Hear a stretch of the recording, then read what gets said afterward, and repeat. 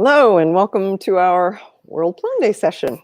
I'm Sally Kleinfeldt. I'm with Jazzcarta, a US-based company specializing in open source web technologies, including Plone, of course.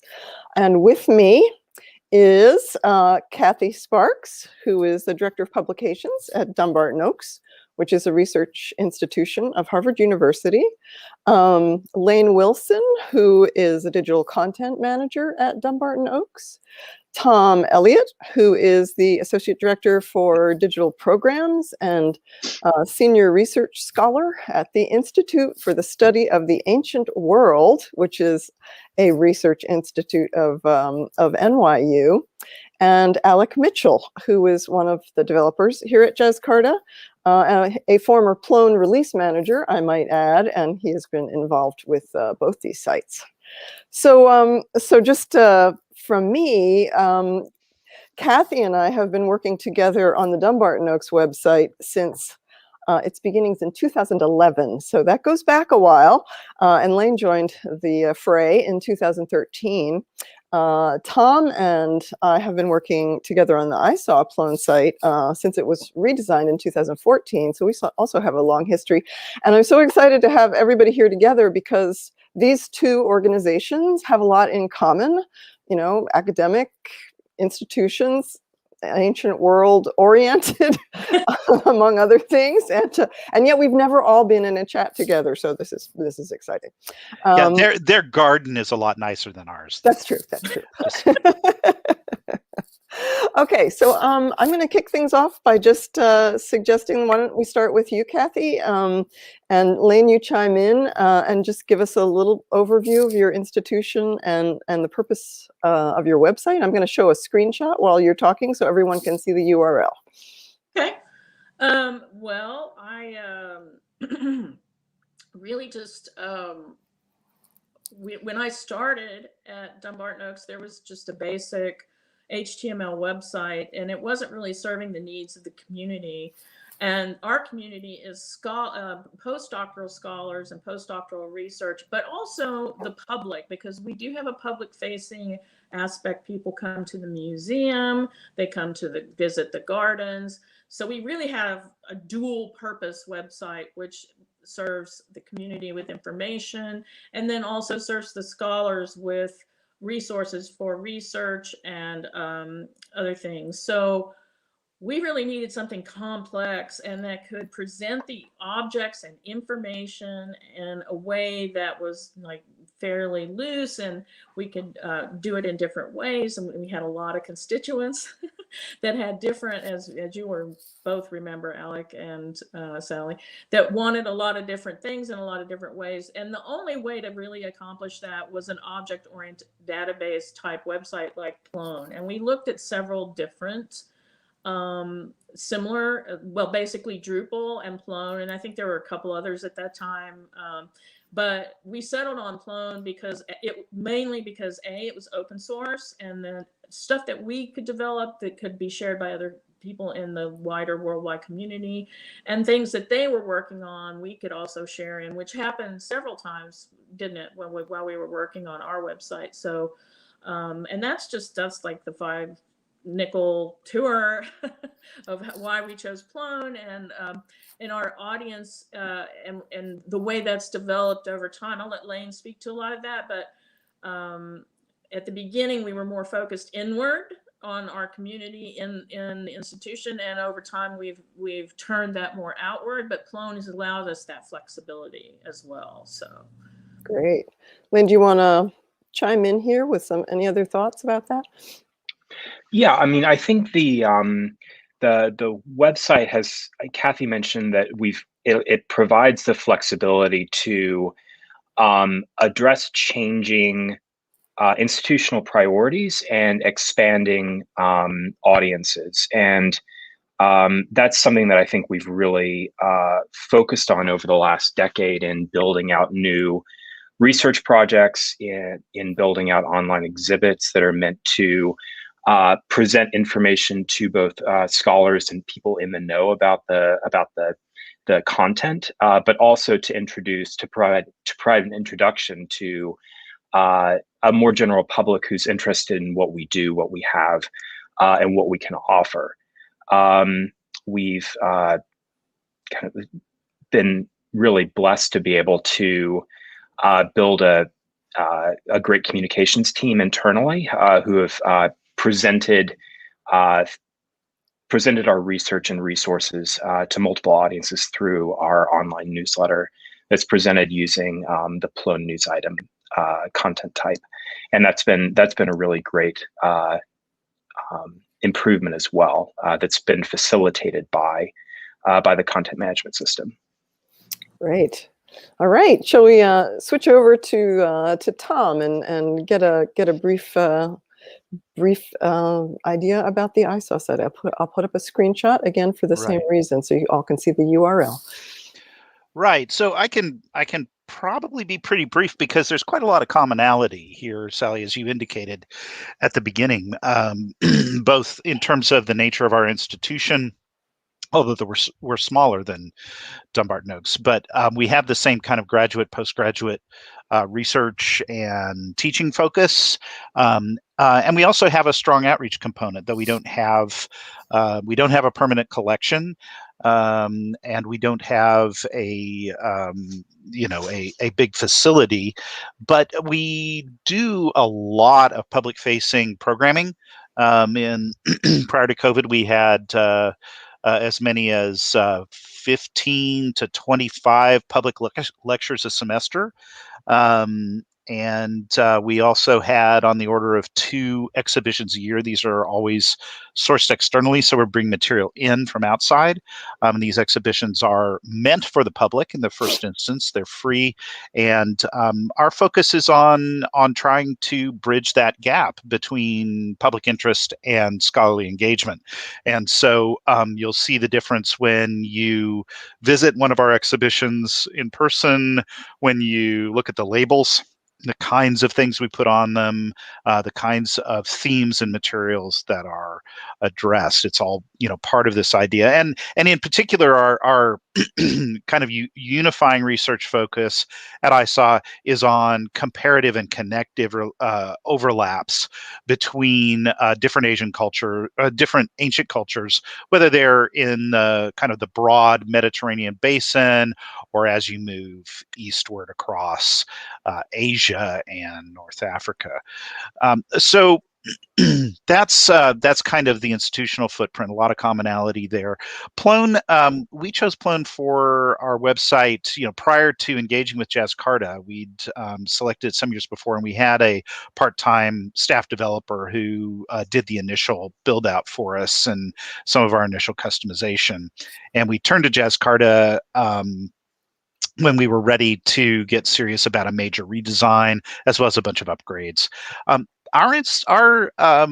Our selection of Plone early on was actually conditioned by the fact that we already had a project that used a Plone site. This is the Pleiades Gazetteer that Alec and I did a paper about at the last Plone conference, and we had selected Plone there for reasons around customization and workflow management that were very important to that project. And at the time, and that was 2000, gosh, we chose Plone in 2005, 2006 for that. Wow. So we already had this investment in Plone, and I didn't want the cognitive and work challenge of having to manage 2 different platforms. And I've been very happy with what Plone could do for us. We did have a big commitment to openness, and we knew that we didn't, for various reasons, didn't fit into the overall kind of one-size-fits-all content management framework that that NYU at large had.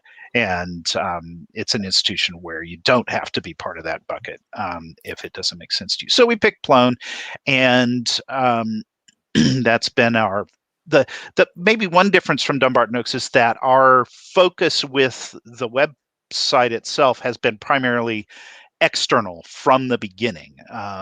That was it began its life as a bunch of HTML, brochureware effectively in 2007 when the Institute was founded. And it has kind of grown then to serve as our external face and increasingly internal as well. So, all of our resources for the forms people have to fill out for financial management, all of the forms and guidelines and things that govern our graduate program and so on, all of that is served to our community internally. So we do now make use of that kind of intranet functionality, if you will, as well as our external face. In terms of the exhibition stuff we've done, we maybe can talk about that more in a minute. But the prior to this Galen exhibition, which is the one that's advertised now, and which is actually done entirely outside the Plone by directly between our exhibitions department and a third party. So the digital team was not involved in that. Prior to that, we've sort of done our digital exhibition stuff as adjunct to the items and exhibition that's in person. And of course, now, like in so many areas, like our public events and so on, the forcing factor of a global pandemic has really brought us to a moment we're now contemplating what does it look like when, we're back in the building and we're back to doing things in person, but we've done all this digital stuff too in new ways, or we've at least seen the attraction of them, and how do we bring that back together? And I think that the Plone gives us a lot of flexibility to explore that and to build out technological affordance in support of it. Yeah, that's a good moment to pause and maybe let Lain and Kathy chime in on the question. Exhibitions have been important in the Dumbarton Oaks arena, both in person, but also it was conceived as an important part of the website from the beginning. You want to talk a little bit about that? Yeah, I can take that. I think the nature of the institution is a public-facing museum and gardens, but then also a research library and other related collections that are available only to researchers. So making available in a publicly accessible and digestible way some of the materials that are usually only available to researchers was an early aim of the online exhibits online. So these would oftentimes be some cases in the library that members of the public would just never see, and a really great way of showcasing small thematic selections of rare books or archival objects, and then both allowing that to kind of persist in an online environment, but also just to be more widely available. So early online exhibits really, we took advantage early on of the online exhibit capability, which Jazz Carter developed for us to present those materials. Also useful, the online exhibit product was useful for displaying objects that were a little bit out of left field. So Dumbarton Oaks has a fairly substantial collection of lead seals, 17,000 of them, which were used by Byzantine people and officials to secure and authenticate documents. So I spent a lot of time with lead seals, so I really like talking about it. But we've used the online exhibit product for two features, ways of showcasing these pretty small objects, oftentimes pretty difficult to use, and highlighting the benefit that they have to research, and in some cases their inherent beauty as objects and as artworks. So that's been, having a digital presentation has been really key to showcasing what is actually a fairly fundamental collection at Dumbarton Oaks. Yeah. And I would also say when we first started, we, again, coming from the curatorial aspect and the different curators, we had library curators and we had museum curators and we had people with different kinds of collections.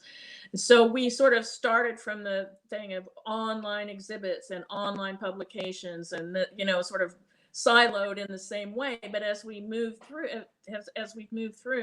we've changed sort of, we still use that terminology a little bit, but it's all sort of now one big mishmash. So we might use different products, but we can call them things in a public facing way, but they all interact in really interesting ways. And there's a lot of crossover. And one of the things that Lain has developed recently was an exhibit of textiles, of Byzantine textiles, and they're textiles and textile fragments, things that cannot be exposed to the light, cannot be handled. They're very delicate. And the catalog / exhibit that he developed online is now available to researchers worldwide. And we're doing the same thing. We're replacing some of our print catalogs with we're working on an online catalog of Olmec objects that we have in our collection. So it's sort of grown and pushed out in different ways, and even text. We have it's called a manuscript and for microfiche. I mean, we're putting actually text online so that people can see things that wouldn't be available unless they came here. And that's kind of been our focus, is not just repeating the museum exhibits as, online exhibits, but also adding value in a lot of cases and giving entree to things that people wouldn't otherwise be able to get to, and allowing it just to have its own life online. Yeah. I think that one of the things that's enabled Dumbarton Oaks to, just speaking from a perspective, and maybe Alec, you could add on to this, just from the sort of what has been good about the sort of Plone environment for your two organizations. One thing that jumps to mind for Dumbarton Oaks is the ability to create these really complex custom content types, essentially like a database of these objects, these different types, like the Byzantine seals. Oh my gosh, I remember when we started working on that project and we're presented with a schema that had roughly 250 fields or something like that. We had to sort of get people to calm down a little bit, but it's something were they all multi-values fields? Yes, and Rare Books was the same way, because the librarian was working from a particular set of terms that she, I forget the terminology, and she had a list of, 50 things that had to be in there, and it was very complicated. And now that's been dialed way back, right? Right. Because people don't, that information is available on WorldCat, basically. So, right. yeah. And it's so a question of curating that information online. How big a job do you want? Anyway, the ability to create fairly easily these different kinds of content types for the different types of materials, I think has been a big win for Dumbarton Oaks. And then to bring them together and mix and match them like you talked about. I mean, Alec, do you have any other thoughts about that? Other things that seems useful, especially from Plone to the organizations? Well, for Dumbarton Oaks, particularly with all of these custom content types that have a large amount of metadata that ends up being kind of searchable or facetable, we've found it really useful to use the EEA faceted navigation product to filter through particularly the seals and the coins, but there are also these large collections of photographs and drawings, and other sort of documents that the various types of site search and faceted navigation have been really helpful for building kind of different types of navigational tools for those large databases of content of museum objects. Yeah, that's right. Those faceted search views of the different objects are really, really helpful and really fascinating to play with also, I have to say.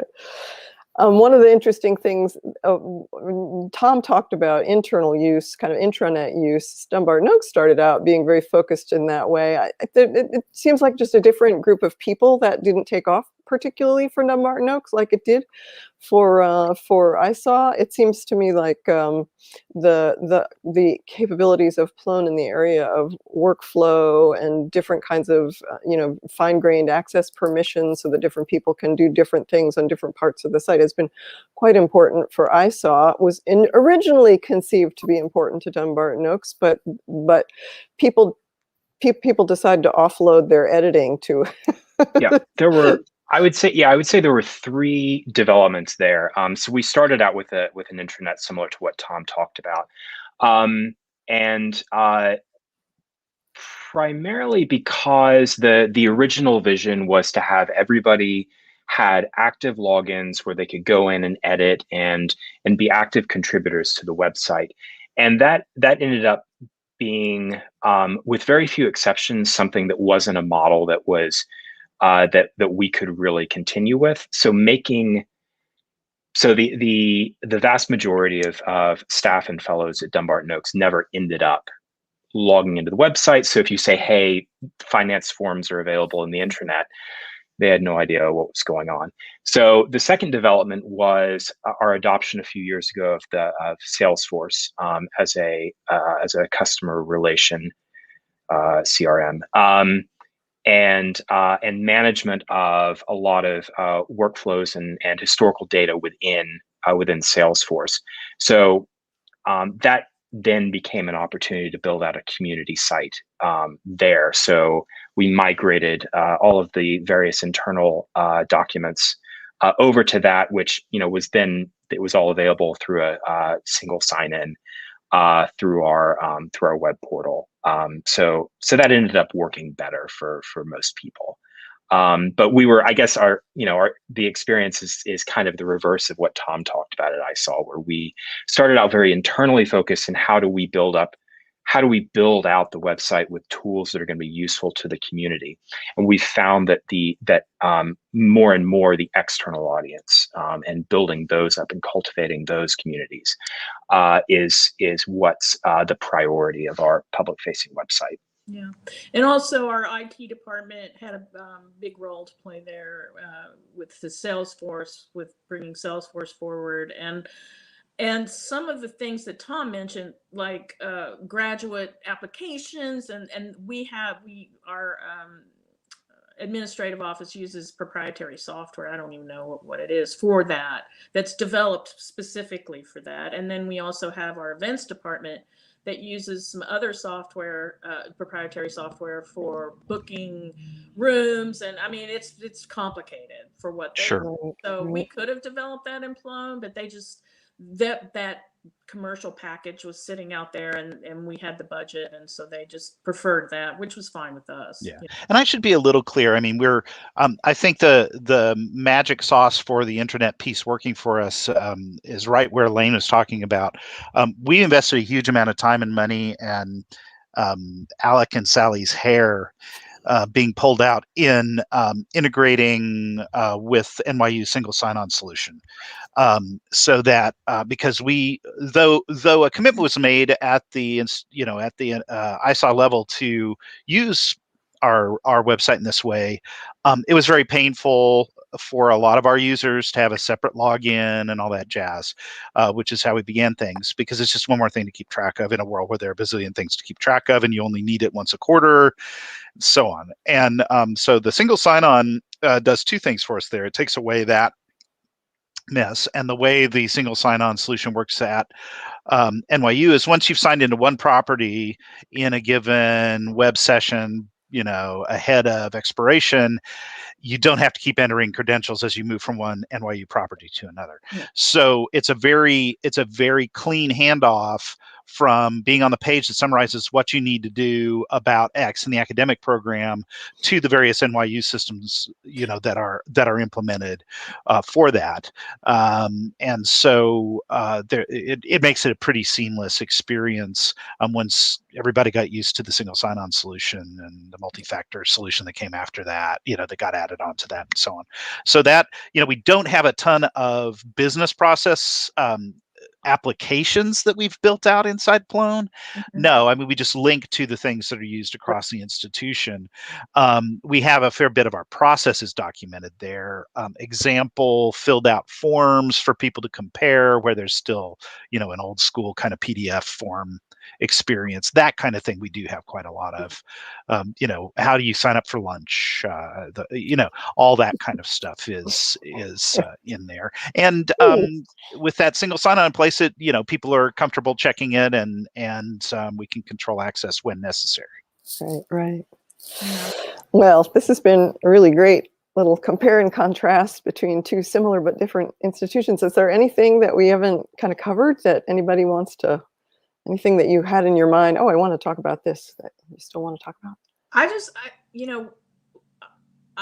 want to reiterate that Plone turned out to be an excellent solution for us, and I think for any academic institution, because every place is different. Every place is going to have, different quality and different types of needs for their,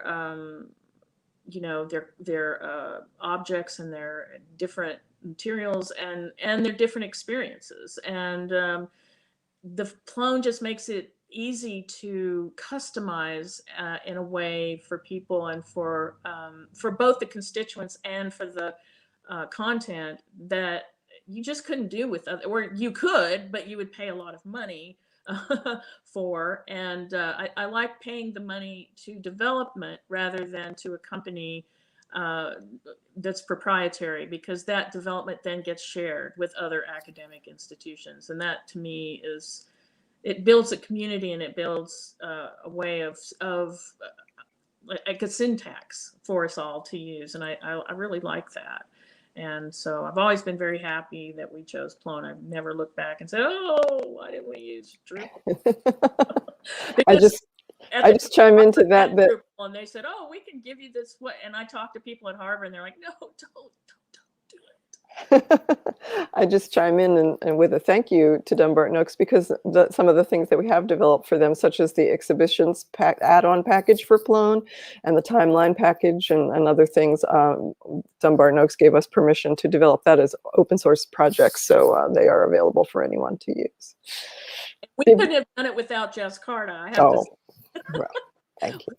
You guys have, and you both have been with us since the beginning, so all the you were very gentle and kind to us. So, Any other final thoughts, anyone? Tom? I was just going to say that this is one of the real reasons that we like the open source community. It's not just because of stuff we can get for free, but for the ways in which collaboration can occur around plugins, around different kinds of things, and that's, I think more our experience with Pleiades than with our website in terms of that kind of sharing reuse. GeoJSON being one of the big outcomes of our early work with Pleiades. So not a Plone thing, but an open source format that's gotten wide uptake thanks to Sean Gillis's work. But Plone. The other thing I like about Plone as a Python developer myself is that occasionally I can cause trouble for you and Alec by making and pushing my own modifications and scripting content changes, right? That's a big thing for us, is being able to load things in bulk on the back end. And every system has that kind of capability. I like the fact that I can do it in Python. So there you go. Yeah, great. All right. Well, for any of you listening to this who have not visited the Dumbarton Oaks website and looked at some of their fabulous collections online collections, I encourage you to do so. I encourage you, if you are in the Washington, D.C. area, to visit them in person. It is just when they reopen. Right. Well, Actually, we assume. Start planning your trips, with enough lead time. Yeah, it's definitely worth multiple visits, in my opinion. Yeah, it's an amazing. Yesterday, by the way. Ah, nice. The gardens are spectacular. And similarly, for those of you who live in or are visiting New York City, I saw the Study of the Ancient World.